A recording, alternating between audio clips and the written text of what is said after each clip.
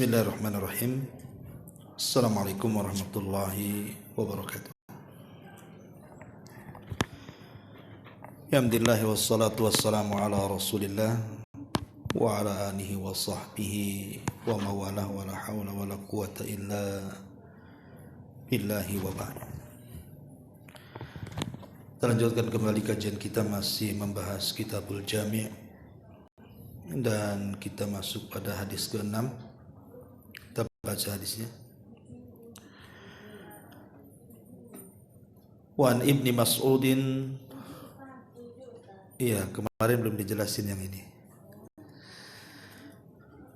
Wan Ibni Mas'udin radhiyallahu an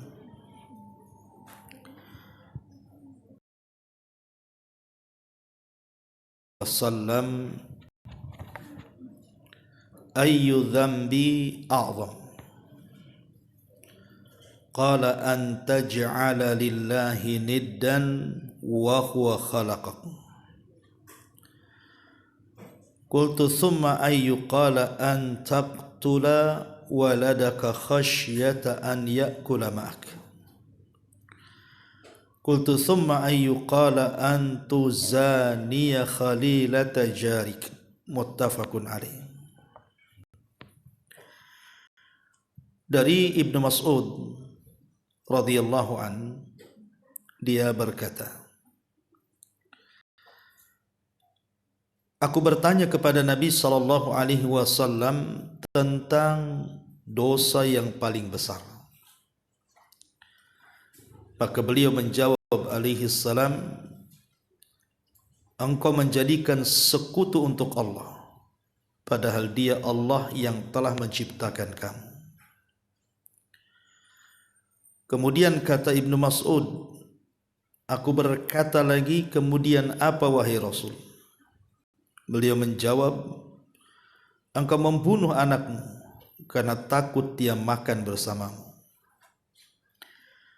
Kemudian Ibnu Mas'ud berkata lagi, kemudian apa lagi wahai Rasul? Kemudian Rasul mengatakan, engkau berzinah dengan istri tetanggamu. Hadis ini disepakati oleh Bukhari dan Muslim. Ma'asyiral muslimat yang dimuliakan Allah Subhanahu wa taala. Hadis ini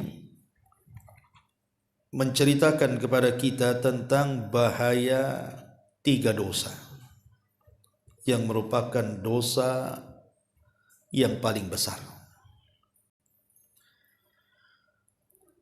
Dan kita seorang muslim sudah selayaknya takut dengan dosa.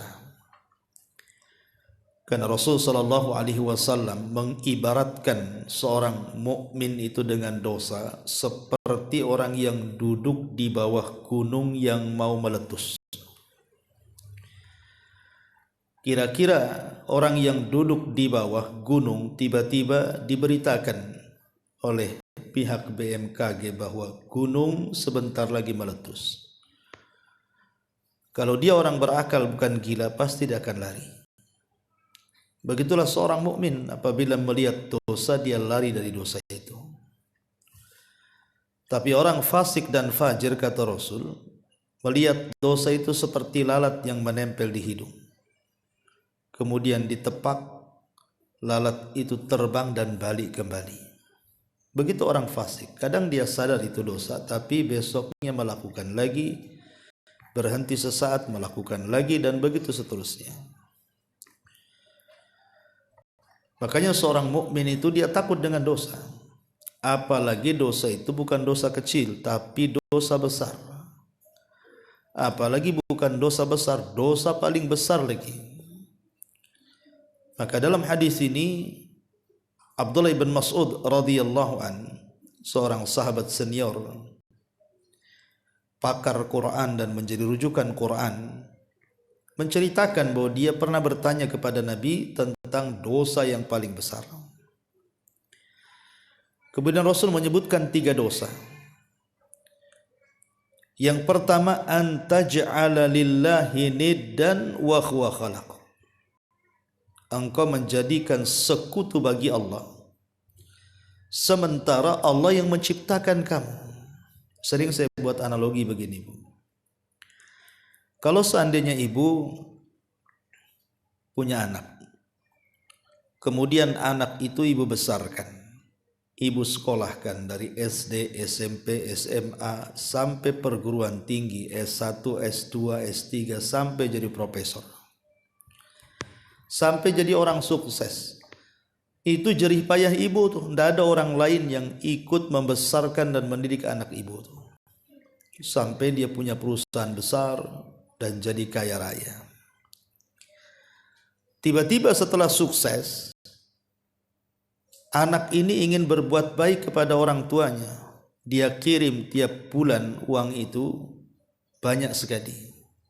Tapi bukan untuk ibu, untuk tetangga ibu. Kira-kira sakit hati nggak? Sakit lah, sakitnya tuh di sini. Ya. Jadi gimana ceritanya anak ini yang besarkan ibu, yang kasih pendidikan ibu sampai jadi profesor, sampai punya perusahaan, tapi dia berbuat baiknya sama tetangga? Lah ini analogi yang sederhana. Maka Allah Subhanahu wa taala min babil aula tentunya. Lebih utama lagi untuk dijadikan permisalan.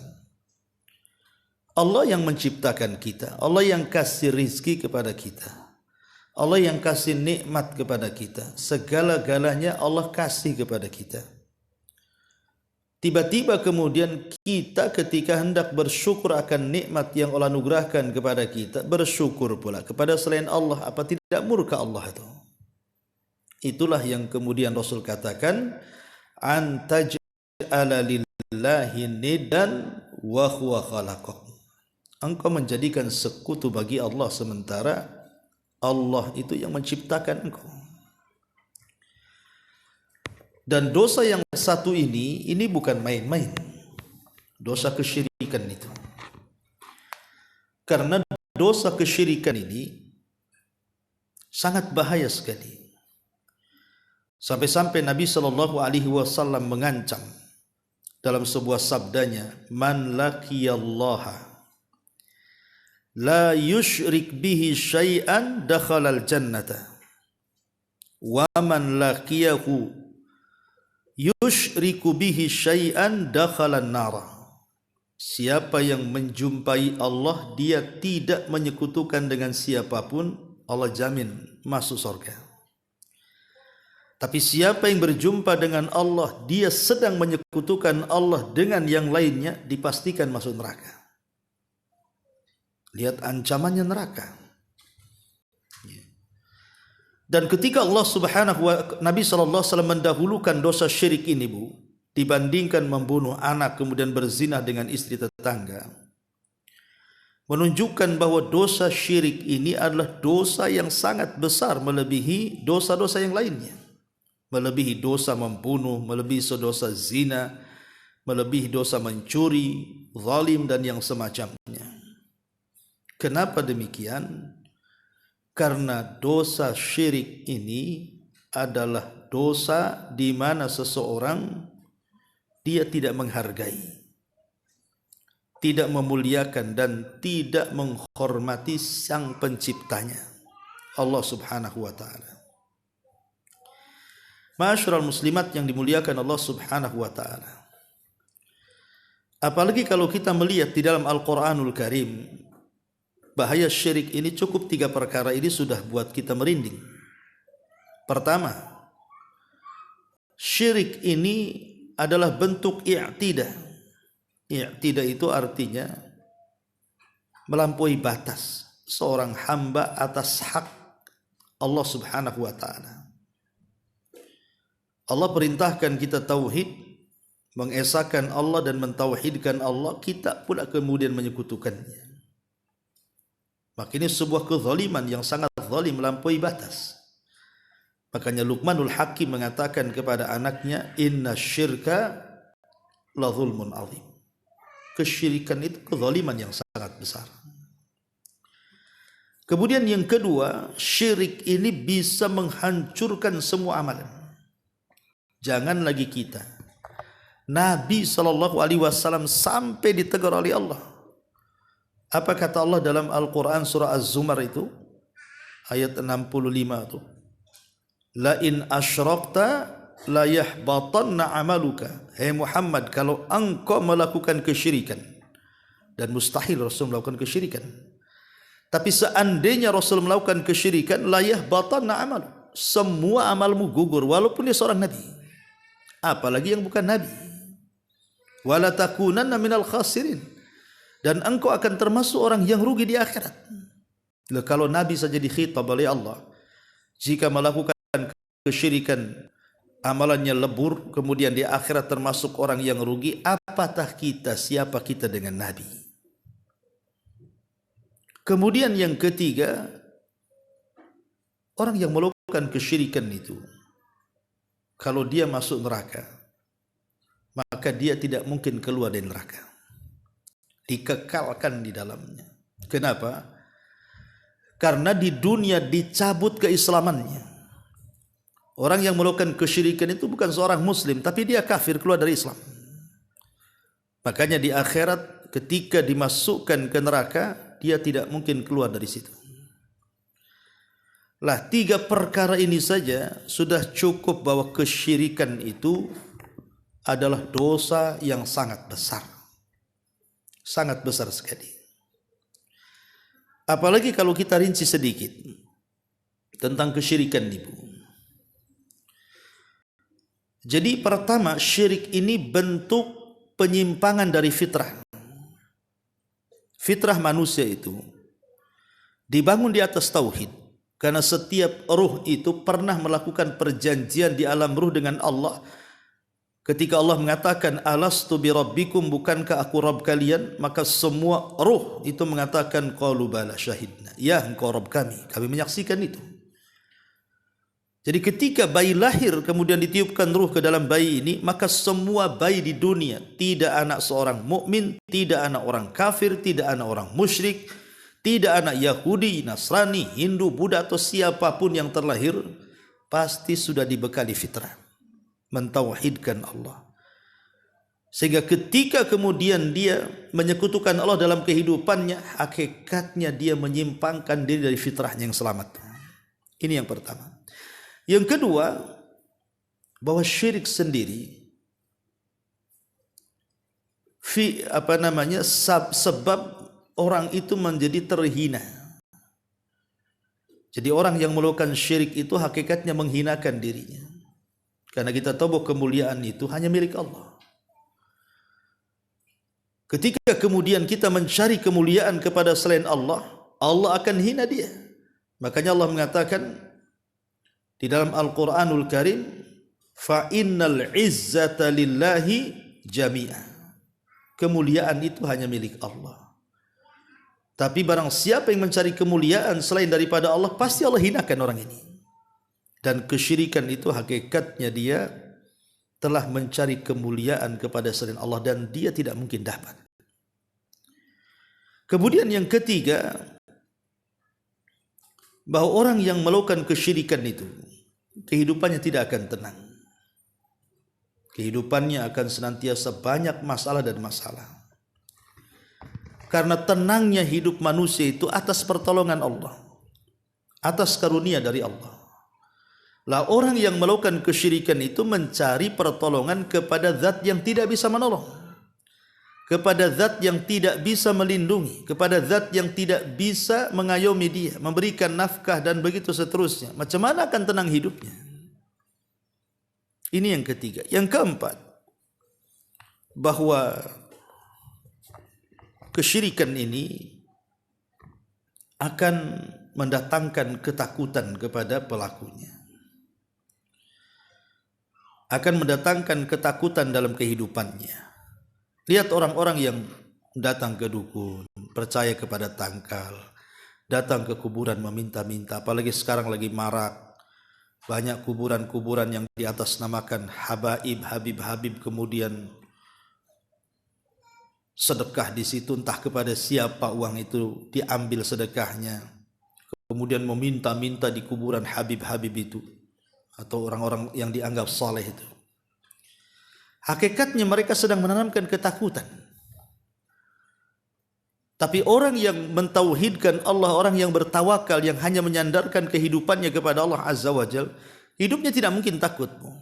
Karena dia punya Tuhan yang kaya, tinggal minta saja. Dia punya Tuhan yang mengabulkan doa, tinggal berdoa saja. Dia punya Tuhan yang mengampuni dosanya, tinggal minta ampun saja. Tapi selain daripada Allah tidak bisa itu semuanya. Makanya orang yang mentauhidkan Allah itu tenang hidupnya. Tapi orang yang menyekutukan Allah itu penuh dengan ketakutan dalam hidupnya.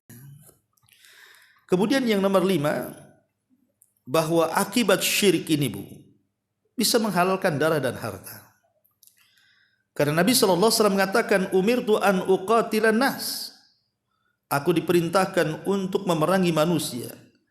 Sehingga hatta yashhadu an la ilaha illallah wa anna Muhammad Rasulullah, sampai mereka bersaksi tidak ada sembahan yang berhak disembah kecuali Allah dan Muhammadlah utusan Allah. Kemudian melaksanakan salat, menunaikan zakat. Kemudian di ujung hadis kata Rasul, fa idza fa'alu dzalik asamu minni dima'ahum wa amwalahum illa bihaqqil Islam wa hisabuhum 'ala Allah. Kalau mereka melakukan ini semuanya, maka mereka akan terjaga dariku darah dan harta mereka. Jadi selama dia mentauhidkan Allah, terjaga harta dan darahnya. Tapi kalau sudah menyekutukan Allah, maka tidak akan terjaga darahnya. Kemudian juga yang nomor 6, tadi sudah disebutkan di awal bahwa syirik ini bisa membatalkan amalan. Lelah letih dia bersedekah, lelah letih dia salat, lelah letih dia puasa, bahkan haji sekalipun. Kalau kemudian dia menyekutukan Allah Subhanahu wa taala, percuma tuh ibadahnya. Jungkir balik ibadahnya itu percuma saja. Tidak ada nilainya di hadapan Allah Subhanahu wa taala. Ibarat bahasa Quran itu amilatun nasibah tasla naran hamiyah. Lelah letih dia bekerja, ujung-ujungnya masuk neraka, dikekalkan di dalamnya. Jadi ini bahaya syirik, ya, menggugurkan amalan. Kemudian yang nomor 7, lebih daripada itu, sorga diharamkan. Bayangkan, seorang muslim itu ketika beramal tidak mungkin kenyang sampai kedua kakinya menginjak sorga. Tapi orang yang menyekutukan Allah itu sampai mati, sampai kiamat dibangkitkan sekalipun, sampai kelak masuk akhirat, dia tidak akan pernah masuk sorga. Dan ini kenikmatan yang terbesar yang hilang pada diri dia. Karena tidak ada rizki yang lebih besar melebihi sorga. Dan itulah tujuan kita di dunia, mencari sorga. Tiba-tiba kemudian kita merasa amalan kita banyak gara-gara menyekutukan Allah Azza wa Jalla. Allah katakan, innahu man yusyrik billahi faqad harramallahu alaihil jannah. Siapapun yang menyekutukan Allah, sungguh Allah haramkan padanya surga. Ini yang ketujuh. Dan kalau kita lihat sekarang banyaknya khurafat di masyarakat, sekarang banyak nih khurafat di masyarakat itu yang menjurus kepada kesyirikan, kan? Dengan pamannya, contohnya nih, menceritakan seorang wali tertentu bahwa ketika hidupnya sang wali ini bisa terbang, bisa ini, bisa itu, bahkan lebih daripada itu, bisa membentak malaikat mungkar nakir. Ada tuh ya kisah-kisah tuh, seorang habib tuh siapa tuh, bisa dibentak tuh mungkar nakir tuh, Bu. Malaikat dibentak dia, ya. Jadi ketika meninggal itu ya betul-betul dibuat khurafat-khurafat tentang tokoh-tokoh tertentu. Akhirnya rame-ramelah orang ziarah kubur ke kuburan sang tokoh yang dikhurafatkan ini. Kemudian meminta-minta di situ, meminta rizki di situ, seolah-olah dia Tuhan selain Allah. Ini kan bahaya, Bu. Dia tidak tahu bahwa itu adalah kesyirikan. Masyarakat awam ya nginggi saja. Ya, makanya ini juga tugas para tokoh, harusnya hentikan kesyirikan seperti ini. Sia-sia saja uang yang kita keluarkan untuk ziarah kubur ke sana kemari kalau kemudian dijadikan ajang kesyirikan kepada Allah Subhanahu wa taala dengan hulu ekstrim, melebih-lebihkan orang-orang saleh yang sudah meninggal. Dan subhanallah, memang kesyirikan ini kan berkembang, Bu, ya, dari zaman ke zaman itu. Dulu di zaman Nabi Nuh itulah awal kesyirikan. terjadinya kesyirikan di dunia itu kan di zaman Nabi Nuh. Ketika ada keluarga Wud yang disebutkan dalam surah Nuh itu meninggal dunia. Satu keluarga meninggal dunia. Di mana keluarga Wud itu kan tokoh besar sentralnya setelah kekosongan tidak ada nabi. Mereka belajar kepada keluarga Wud. Kemudian anak-anaknya juga menjadi anak-anak yang saleh. Hud, Yagus, Ya'uq, Nasr, itu kan disebutkan dalam Quran nama-namanya. Tapi setelah kemudian mereka meninggal dunia, akhirnya kemudian setan atau iblis datang kepada kaum Wud ini dan mengatakan, kenapa kalian tidak buat patung? Supaya mengenang kebaikan mereka. Jadi iblis itu ketika menyuruh membuat patung itu bukan untuk disembah, tidak. Hanya supaya mengenang kebaikan mereka. Dan kalau terkenang kebaikan mereka itu menjadi semangat mereka untuk etos ibadah. Makin semangat lagi ibadahnya. Kemudian generasi pembuat patung ini meninggal. Datang generasi kedua. Iblis datang lagi kepada mereka dan mengatakan, kenapa tidak produksi banyak-banyak patung itu? Letakkan di rumah-rumah kalian. Ngapain jauh-jauh ke sini hanya nengok patung? Kalau diproduksi kan enak. Tidak usah jauh-jauh datang melihat patung ke sini. Kalian bisa melihat di rumah-rumah kalian. Diproduksilah banyak-banyak. Lihat bagaimana khutuwat syaitan ya, langkah demi langkah setan tuh. Setelah dibuat banyak, diproduksi, hampir tiap rumah ada patung-patung itu. Generasi ketiga tak tahu menau. Datang iblis kepada mereka lah. Aku hidup di zaman bapak dan moyang kalian. Tahu nggak kalian? Kenapa mereka membuat patung? Ya, kata generasi ketiga tidak tahu. Maka iblis pun mengajarkan mereka membuat patung itu untuk menyembah Allah lewat mereka. Karena mereka orang soleh dekat dengan Allah.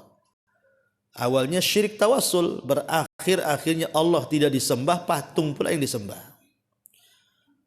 Berawal dari menyembah patung, orang soleh ini berakhir apa? Di zaman Nabi Ibrahim, bulan disembah, bintang disembah, matahari disembah, Namrud disembah. Coba. Kemudian beralih lagi kepada zaman berikutnya sampai hari ini macam-macam disembah hari ini. Coba. Bahkan di India itu ada orang yang nyembah ular sendok, nyembah gajah, nyembah sapi, macam-macam binatang-binatang disembah. Bahkan ada 1000 agama lebih di sana itu. Berarti 1000 agama, 1000 sembahan lah. Subhanallah kan gitu. Sampai akhirnya berkembang sampai hari ini. Ya, sampai hari ini tuh duit disembah, baju disembah, handphone disembah. Ya kan Bu? Dari mana kita tahu handphone disembah? Ya karena orang lebih peduli kepada handphone dibandingkan sholat. Peduli kepada handphone dibandingkan hak dan kewajiban kan itu ya. Jadi sekarang ini berkembang sesembahan. Makanya wajar kalau Rasul mengatakan ta'isa abdud dinar wa ta'isa abdud dirham. Celaka hamba-hamba dinar dan dirham. Celaka hamba-hamba pakaian. Hamba-hamba tas, hamba-hamba mode. Itu ibu-ibu lah tuh. Ya kan? Coba saja itu. Sekarang ibu kalau pegang handphone itu bukan tengok makalah-makalah, YouTube ceramah, tidak. Pasti masuknya ke Tokopedia. Masuknya ke marketplace. Setiap hari itu. Ya. Jadi kadang-kadang nggak ada manfaat hidupnya. Habis di situ saja. Nah ini kan kesyirikan ini makin berkembang. Makanya Nabi SAW 14 abad yang silam sudah mengatakan, antaj'ala lillahi niddan wa huwa khalaqah. Kau jangan jadikan Allah sekutu. Dia sudah menciptakan kita, memberikan nikmat kepada kita, menghidupkan kita, memberikan macam-macam kepada kita. Maka ada tuntutan Allah kepada kita. Apa itu? An tuwahidullah, agar kalian mentauhidkan Allah. Itulah hak kita kepada Allah. Ini yang pertama. Ya, yang pertama jauhi kesyirikan Bu. Jauhi kesyirikan karena di masyarakat ini hari ini yang namanya syubhat syahwat itu menyambar-nyambar. Masih juga lah orang itu percaya dengan tangkal-tangkal, jimat-jimat, datang ke dukun. Itu masih ada di masyarakat itu.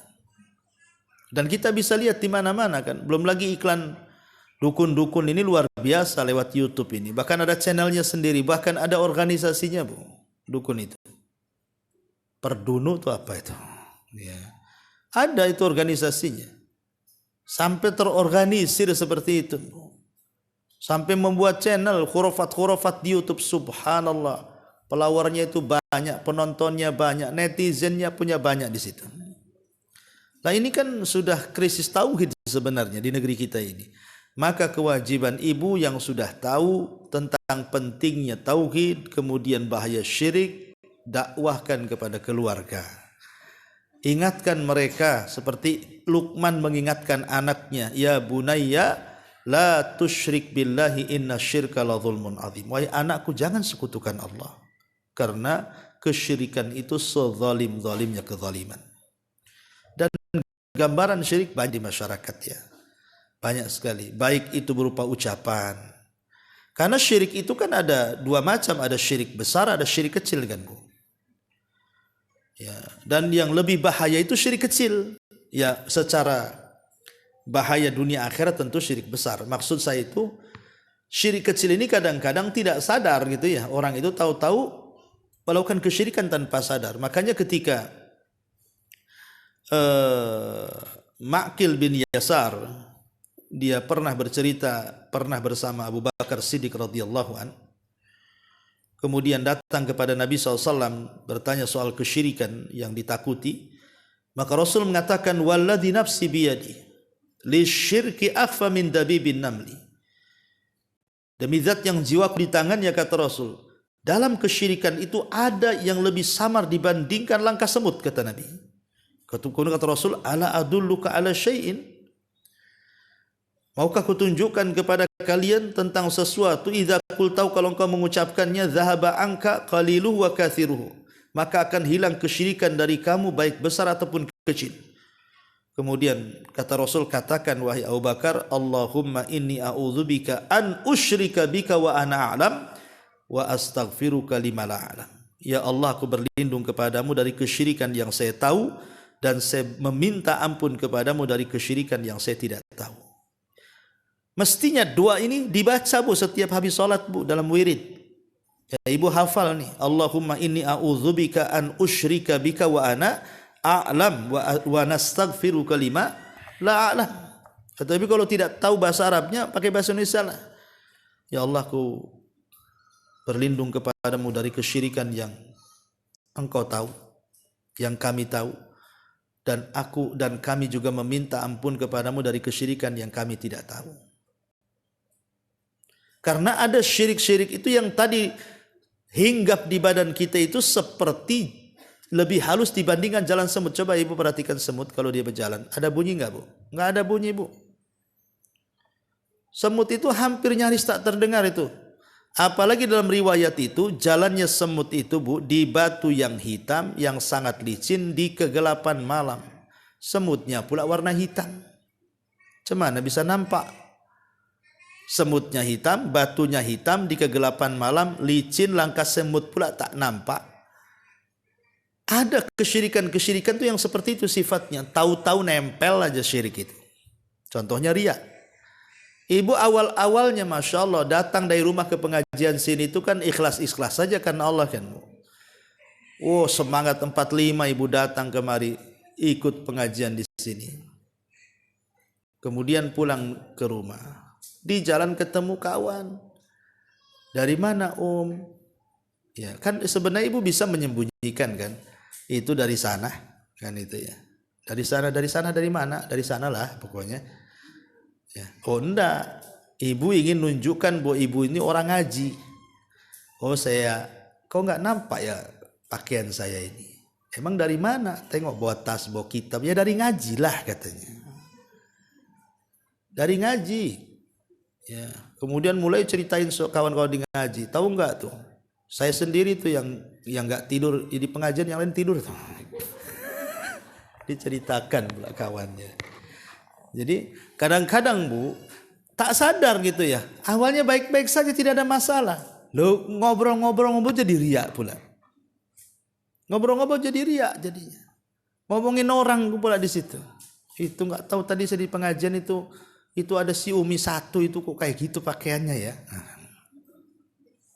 Jadi kadang-kadang juga ngomentari orang. Jadi sombong. Jadi apa kan khawatir. Ini kan Kadang-kadang ria ujuk-ujuk nih bahasa sayanya ya, ria kagetan gitu. Nah ini muncul lah, ini penyakit-penyakit seperti ini bagian daripada syirik. Walaupun syirik kecil Bu, tetap saja dosa syirik kecil itu lebih besar daripada dosa besar. Itu kaidahnya tuh.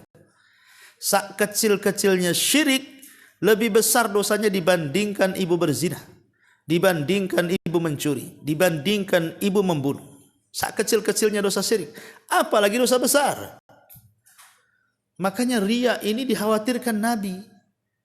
Nabi SAW sampai mengatakan, akhwafa ma akhafu alaikum asyirkul asghar, kata Rasul. Ada perkara yang paling aku khawatirkan, yang paling aku takutkan menimpa kalian. Apa itu syirik kecil, kata Rasul. Sahabat bertanya, apa itu? Kata Rasul, riya katanya, sum'ah dan yang semacamnya. Ya, ini yang pertama, antaj'ala lillahi niddan wa huwa khalaqak. Yang kedua, kata Nabi SAW, antaqtula waladaka khasyata an ya'kula ma'ak. Engkau membunuh anakmu karena takut makan bersamamu. Kita lihat di masyarakat Bu, pernah saya ceritakan kan, dan bisalah beritanya namanya jejak digital itu kan nggak bisa dihapus Bu, bisa lihat di YouTube kan. Bagaimana ada seorang ibu membunuh anaknya, meracuni anaknya, bunuh diri berjamaah rame-rame dengan anaknya. Rupanya apa alasannya? Karena tidak sanggup untuk memberi makan mereka, nggak mampu untuk memberi makan mereka. Faktor ekonomi, akhirnya bunuh diri. Banyak sekali itu kasus-kasus yang bahkan yang terakhir yang loncat di jembatan Barelang pun alasannya ekonomi. Ya selain alasan yang lain, tapi kebanyakan saya lihat kasus-kasus bunuh diri itu, baik yang gantung diri sampai ada di Pekanbaru itu bukan laki-laki Bu, bukan perempuan yang gantung diri, laki-laki. Ya, padahal hidup rumah tangganya baik-baik saja. Tapi setelah katanya diinterogasi oleh pihak kepolisian, katanya apa? Bunuh dirinya apa? Karena pusing, banyak hutang. Akhirnya bunuh diri. Coba sekarang lihat tuh, ya, orang-orang yang banyak hutang, ya kalau dia karena urusan haram, judi dan lainnya, ialah wajar kan kadang-kadang mereka. Tapi juga mengakhiri hidup dengan seperti itu bukan menyelesaikan masalah. Justru menambah masalah itu. Ya. Tapi kenyataan seperti ini, orang yang membunuh anak, apakah karena takut makan atau karena malu anak hasil zina, itu yang banyak di Batam ini. Kita lihat bayi-bayi yang dibuang di kardus, dibuang di Solokan, di Bengkong, di mana tuh yang dibuang di tong sampah. Ya, masih mending bukan ditaruh di depan orang kaya gitu ya. Kemudian dipungut jadi anak angkat atau dikasihkan sama siapa.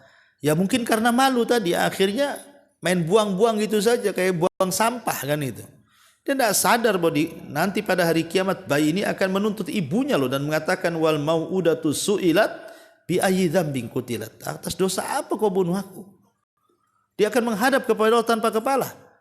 Diseret pembunuhnya. Kemudian dia akan mengatakan, ya Rabb, sal hadza lima qatalani. Ya Rabb, tanya orang ini, tanya ibuku nih, atas dosa apa kau bunuh aku gitu. Jadi bayi-bayi ini akan datang kepada Allah itu. Jangan salah. Meminta kisasnya. Jadi semua ada pertanggungjawaban. Nah di sini Nabi SAW mengingatkan. Kenapa? Karena di zaman itu, di zaman jahiliyah itu, banyak juga orang-orang jahiliyah itu yang membunuh anak-anak mereka itu. Bukan hanya karena dia seorang wanita. Ada juga karena takut kemiskinan dibunuh oleh mereka. Makanya Rasul mengingatkan bahwa tidak boleh seorang ayah atau ibu itu membunuh anaknya karena takut makan bersama dia. Ma'asyiral muslimat yang dimuliakan Allah Subhanahu wa taala. Sedikit soal anak Bu ya. Anak ini sebenarnya kalau kita paham, dia itu kan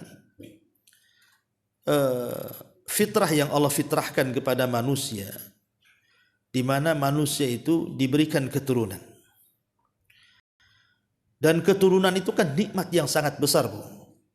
Kalau ibu diberikan keturunan itu nikmat yang sangat besar. Karena banyak orang yang tidak punya anak itu kelimpungan hidupnya kan Bu. Saya itu punya kawan itu, ya sekaligus murid lah. Itu sudah hampir 20 tahun menikah, tidak punya anak Bu. itu sudah banyak biaya dikeluarkan. Dia cek dokter sana, cek dokter sini, yang di Batam. Akhirnya nggak puas juga ke Tanjung Pinang, nggak puas juga sampai ke Jakarta, Bu. Sampai akhirnya carilah herbal, sinse, macam-macam. Memang Allah belum takdirkan. Sampai hari ini tak punya anak. Ya. Padahal dia orang berada gitu. Akhirnya sudah putusan dia apa? Ngambil anak angkat. Karena sudah tidak punya anak, ambil anak angkat. Artinya bahwa ini yang nggak punya anak stres pengen punya anak. Lah yang punya anak pula malah dibunuh pula, aneh kan itu. Kalau dia tidak sanggup, merasa dia tidak sanggup, padahal harusnya dia yakin yang ngasih rezeki dia dan anaknya itu Allah. Kasihkanlah sama orang-orang yang nggak punya anak tuh. Kalau memang dia memang merasa tidak sanggup, kan itu lebih kecil dosanya dibandingkan dia membunuh. Makanya Islam tuh terang-terangan seperti ini. Karena anak ini kan aset, Bu. Anak ini aset kita. Berapa banyak ketika orang-orang tua yang sudah tua renta, akhirnya anaknya pun jadi dewasa, dia yang merawat orang tuanya. Dia yang merawat orang tuanya. Bahkan kalaupun orang tuanya meninggal, dia juga yang mendoakannya. Bahkan kalau seandainya masuk surga sekalipun tidak banyak amalannya, berkat istighfar anaknya di dunia diangkat derajatnya oleh Allah di akhirat tuh. Jadi anak itu luar biasa gitu ya. Tetapi memang Al-Quran sendiri menyebutkan 4 kriteria soal anak itu. Pertama, terkadang Allah anugerahkan kepada orang tua seorang anak itu, anak ini menjadi kebanggaan. Al-malu wal banun zinatul hayatid dunya. Anak dan harta itu terkadang menjadi perhiasan, artinya menjadi kebanggaan.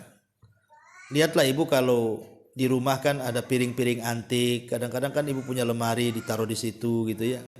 Ada barang-barang antik. Lah anak itu kadang-kadang diantik-antikan sama orang tuanya kan, Bu. Jadi kebanggaan. Kadang-kadang kalau cerita sama kawannya itu nggak ditanya soal anaknya, dia cerita soal anaknya. Tahu nggak anak saya katanya? Nggak tanya saya katanya. Tapi kan ada orang tua itu yang nggak ditanya, dicerita anaknya tuh.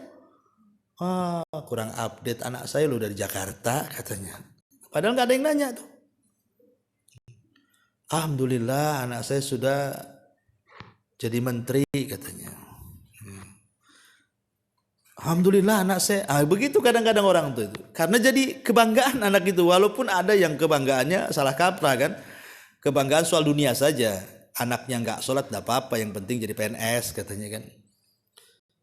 Kadang-kadang orang tua itu salah kaprah dalam kebanggaan. Atau yang kedua, anak itu jadi fitnah. Orang tuanya sudah masya Allah habis-habisan tuh. Jual sawah, jual rumah untuk nyekolahkin anaknya, mondoin anaknya. Udah didik sedemikian rupa dari kecil dipanggilkan guru ngaji. Setelah kemudian dia dewasa kurang ajar sama orang tuanya. Ya itu mungkin fitnah, Bu. Ibu tidak sia-sia mendidik mereka, tapi ibu dapat pahala. Ya, tapi itu kadang-kadang Allah uji kesabaran orang tua, difitnah pula dengan anaknya. Ya karena anak terkadang dijadikan fitnah oleh Allah untuk menguji kesabaran orang tuanya tuh. Atau yang ketiga lebih parah lagi, Ibu, bukan fitnah saja, jadi musuh. Ya, baik musuh secara ideologi ataupun musuh secara fisik. Maksudnya secara ideologi itu kadang-kadang pendapat orang tua dibantah-bantah saja sama orang tua, sama anaknya tuh. Orang tuanya mau sedekah, jangan kata anaknya. Beli motor, aku belum punya motor katanya. Kadang-kadang sampai musuh fisik, Bu, dibantainya tuh orang tua. Nauzubillah. Ya, tentu ya harapan kita yang keempat, qurratu a'yun. Itulah doa yang selalu diajarkan dalam Al-Qur'an, Rabbana hablana min azwajina wa dzurriyyatina qurrata a'yunin waj'alna lil muttaqina imama. Terus berdoa kepada Allah. Jadi kalau kita bisa melihat kesimpulannya di sini, ya, anak itu aset bagi kita. Makanya kenapa tidak boleh membunuh? Karena hukum membunuh itu sendiri sudah dosa besar. Apalagi yang dibunuh anaknya, berarti kan gak punya perasaan, gak tega banget tuh. Kok bisa anaknya dibunuh kan? Tega banget menurut saya itu kan. Ma'asyiral muslimat yang dimuliakan Allah Azza wa Jalla. Makanya ada satu perkataan yang bagus sekali dari Imam Ibnu Katsir rahimahullahu taala. Apa kata beliau? Wala taqtulu auladakum min imlaq. Ketika beliau memberikan tafsiran jangan kau bunuh anak kalian karena takut tidak bisa ngasih makan. Kata beliau apa? Wa dzalika annahum kanu yaqtuluna auladahum. Karena mereka, maksudnya orang-orang jahiliyah di masa Rasul itu, mereka suka membunuh anak-anak mereka. Kama sawwalat lahumus syayatin, karena sebagaimana mereka sudah dikuasai setan.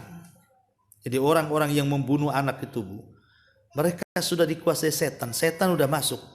Persis seperti kisahnya siapa? Qabil ketika membunuh Habil. Itu kan karena setan ngasih was-was tuh. Bunuh aja, bunuh saja katanya. Ya, maka ini juga menjadi perhatian di dalam Islam. Tidak boleh membunuh anak karena takut miskin. Karena jaminan rizki itu sudah Allah tanggung. Makanya dalam Quran surah Isra ayat 31 Allah mengatakan, nahnu narzukuhum wa iyyakum. Kami yang kasih rizki mereka, anak-anak kalian, dan juga kalian sendiri. Jadi sudah ada jaminan, gak perlu takut.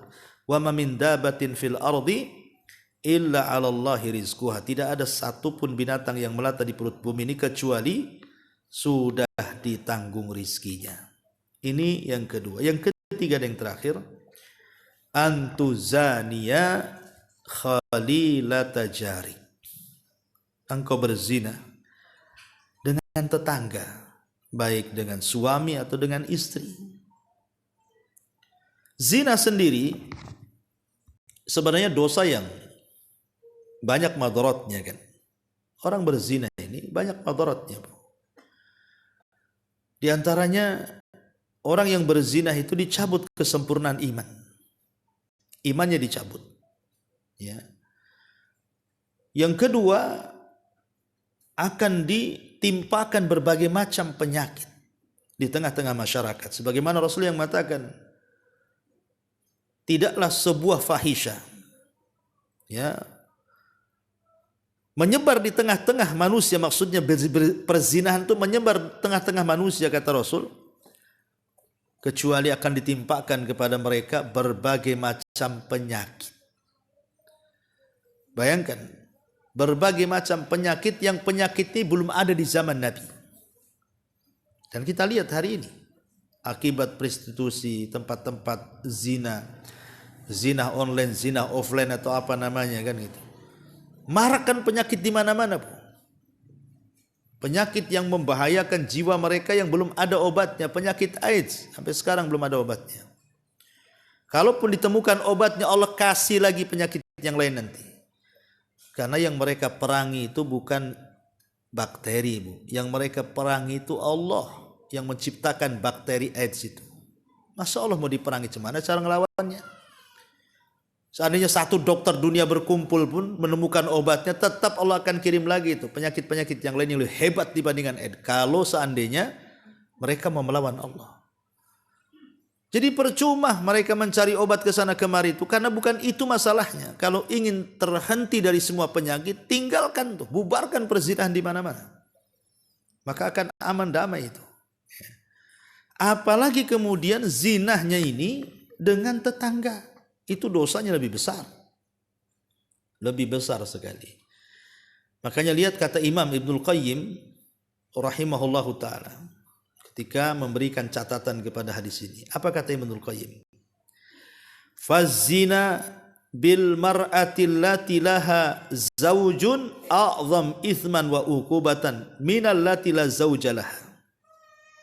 Berzina dengan wanita yang punya suami itu lebih besar dosanya, lebih besar hukumannya dibandingkan berzina dengan yang tidak punya suami. Apalagi dia seorang tetangga. Maka satu, intihak hormati zauj. Kita merobek kehormatan suami orang. Kalau seandainya berzina dengan istri tetangga, berarti yang berzina ini telah merobek kehormatan suami orang. Yang kedua, hurmatul jirah, menghormati merobek kehormatan tetangga itu sendiri. Jadi sudah kemudian zalim kepada pasangannya yang sah, entah suami atau istri, merobek juga hak bertetangga. Yang itu harus kita hormati karena tetangga itu punya hak. Kemudian yang ketiga, kalau seandainya Allah takdirkan sampai hamil, merusak nasab. Bisa merusak nasab, Bu. Ya karena apa ya? Siapa bapaknya kan gak jelas jadinya. Masyarul muslimat yang dimuliakan Allah Azza wa Jalla, termasuk juga akan banyak menimbulkan kegaduhan. Kalau ketahuan kan bisa masalah, Bu. Akhirnya cekcok, permusuhan, bahkan bisa melakukan pembunuhan tuh, nggak terima. Betapa banyak orang yang suaminya marah ketika lihat istrinya selingkuh dengan dibantainya tuh orang yang selingkuhannya. Jadi akan banyak kerusakan di sini. Makanya walaupun zina itu secara zatnya sudah dosa besar, maka akan lebih besar lagi kalau dilakukan dengan tetangga. Maka ini Islam sangat-sangat menekan antuzania khalilata jarik. Jauhi, jangan berzina dengan wanita tetangga. Masyarul muslimat yang dimuliakan Allah Subhanahu wa taala. Maka dari sini kenapa Islam itu juga sangat memberikan perhatian agar orang itu jangan sampai terjerumus kepada perzinahan. Di antaranya kita disuruh menguatkan iman. Ya. Kemudian kalau wanita, ibu-ibu disuruh untuk iltizam dengan pakaian-pakaian syar'i supaya jangan suami-suami tetangga ini ngelirik ibu kan itu ya. Pakai pakaian yang syar'i. Kemudian biasakan ghaddul basar, yang menundukkan pandangan. Kemudian kalau ada masalah dengan tetangga jangan khalwat dengan suaminya, Bu. Ya, kalau nggak ada ibunya, ibu pergi. Jangan pula duduk di situ ngopi satu rumah, ya kan? Kemudian juga jauhilah majelis-majelis yang ada ikhtilatnya di situ. Ya, kemudian biasakan minta izin kepada tetangga, jangan main nyelonong aja, mentang-mentang kalau sudah kopul itu biasa Ustaz, itu kan sama dengan rumah saya. Itu bukan rumah kamu, itu rumah tetangga. Kan ada orang yang katanya udah biasa, anak sudah biasa masuk ke situ, ndak bisa, itu rumah orang, harus izin, pakai salam. Kalau salam 3 kali nggak diizin jangan masuk. Ya. Jadi hal-hal yang seperti yang sepele-sepele ini juga harus dilakukan supaya jangan memancing perzinahan tadi. Nah inilah diantara 3 dosa yang disebutkan oleh Nabi SAW yang termasuk dosa yang paling besar. Taib, sampai di sini silakan kalau ada yang bertanya.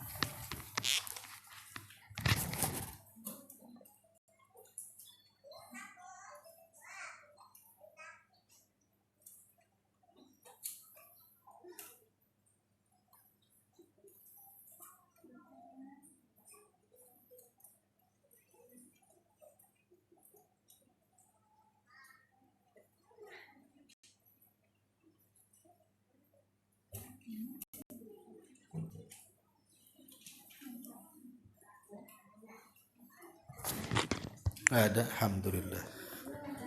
Hah? Oh, ada. Sila.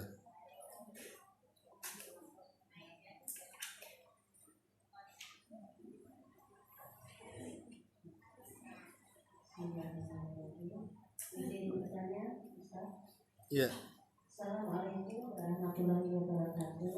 Waalaikumsalam warahmatullahi wabarakatuh. Saya mau menanyakan tadi yang hakikatnya yang nomor 1 apa Ustaz? Orang yang melakukan kesyirikan, hakikatnya yang pertama.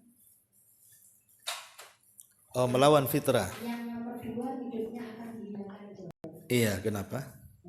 Yang nomor 1 apa? Melawan fitrah. Iya. Oh, oke. Siap.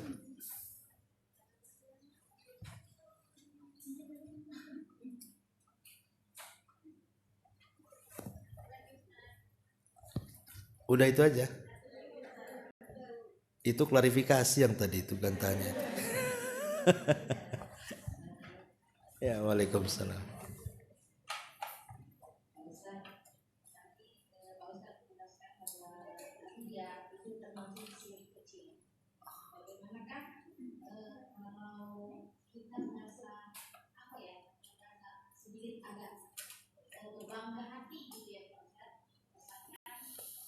Misalkan di suatu organisasi gitu, kita kita merasa bahwa kita lebih ini lebih bisa dibandingkan yang lain atau apa saja misalnya dalam hal penampilan atau apa gitu, apakah itu tergolong kesulitan kecil? Ya, alhamdulillah. Iya, bisa juga itu masuk pada syirkul asghar. Karena itu bagian daripada ujub, Bu. Ya, jadi ujub itu bagian daripada syirkul asghar juga, merasa dirinya lebih dibandingkan yang lainnya. Tapi kalau maksudnya merasa memang dia skillnya di situ, boleh dia menawarkan diri tetapi tidak meremehkan orang.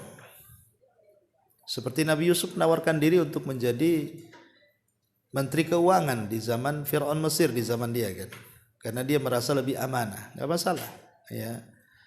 Tapi kalau tujuannya artinya dia merasa hebat yang lain tidak hebat, dia merasa piawai yang lain tidak, merasa cerdas, itu udah merendahkan orang, tak boleh ya. Bagaimanapun kemampuan orang itu kadang-kadang lebih di tempat lain, mungkin kurang di tempat lain, yang lainnya justru terbalik, jadi saling menyempurnakan sebenarnya. Maka itu bisa sedikit-sedikit akan masuk kepada riya jadinya.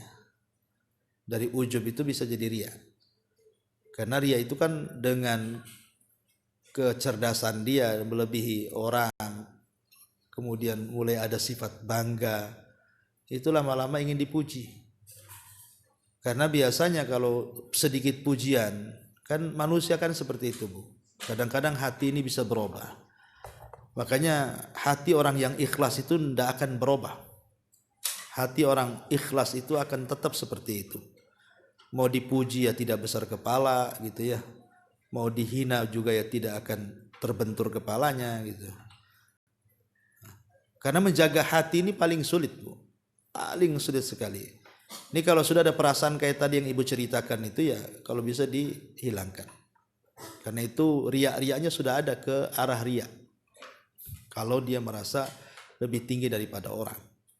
Dan itu yang banyak memang seperti itu. Ya, yang banyak memang seperti itu. Kadang-kadang jatuh bukan hanya ke riya, ke sombong, ke ujub, itu lebih bahaya lagi jadinya kan. Nah, maka banyak-banyaklah beristighfar dan bersyukurlah akan nikmat.